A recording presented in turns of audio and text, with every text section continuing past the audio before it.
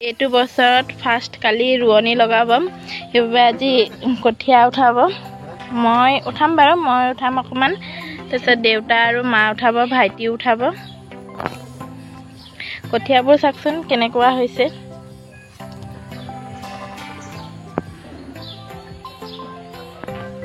এ দেউতা ফাৰ্ষ্ট তুলিব লাগিলে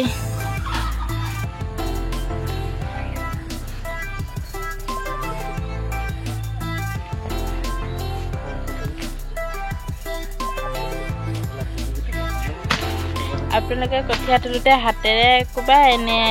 ভৰিৰে কোবাই কমেন্ট কৰি ক'বচোন ইফালে মাও তুলিব লাগিলে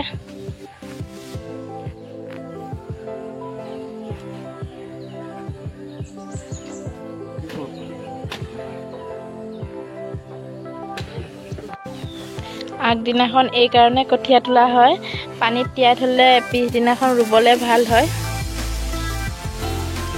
সেইবাবে আগদিনাখন তোলা হয়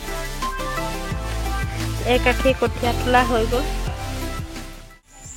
এই বছৰ ফাৰ্ষ্ট কঠীয়া তুলি চাম মই ইমানকে কঠীয়া নুতুলো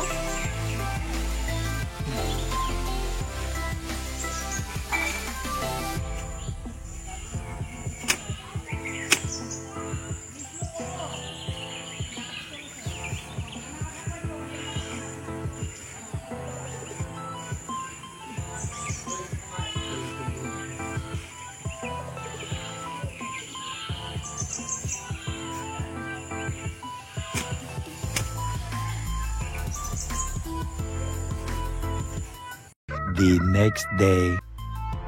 আজি আমি প্ৰথম গোছ লম ওলালো যাবলৈ এইফালে মা গৈ আছে এইফালে ভাইটি আহি আছে আৰু মই গৈ আছো আইতাও আহি আছে আমি পথাৰ পালোহি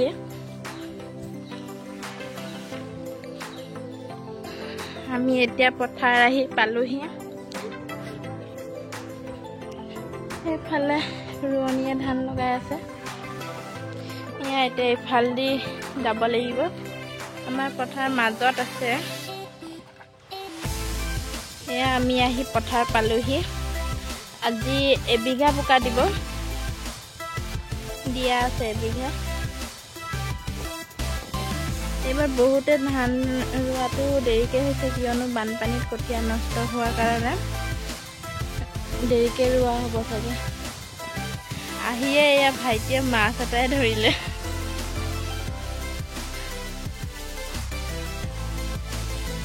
এয়া মায়ে গোছ ল'বৰ কাৰণে ধূপ জ্বলাব প্ৰথম গোছ লোৱা দিনাখন এয়া হালধি গছ এজোপা লাগিব কচু গছ এজোপা লাগিব ৰঙা ফুল লাগে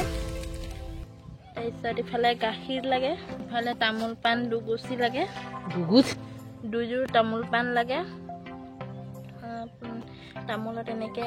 সেন্দুৰ লগাই ফুলতো লগাই কল দুটাটো লগাই ইফালে বগা ফুলো লাগে মায়ে চাকি গছ জ্বলাইছে মায়ে চাকি গছ জ্বলাই লৈছে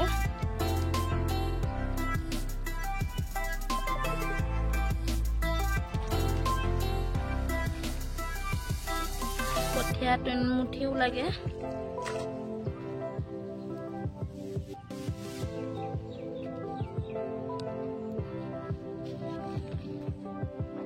চাউলো লাগে আৰু চাউল লাগে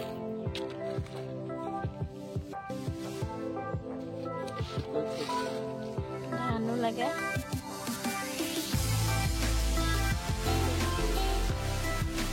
মাটিমাহ লাগে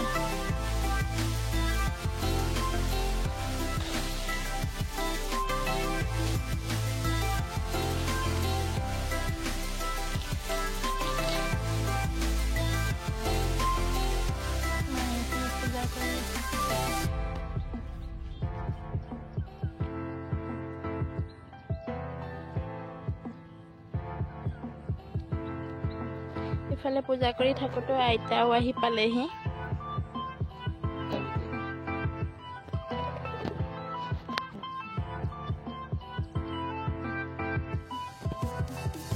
প্ৰথম গোচ এয়া ল'লে মায়ে।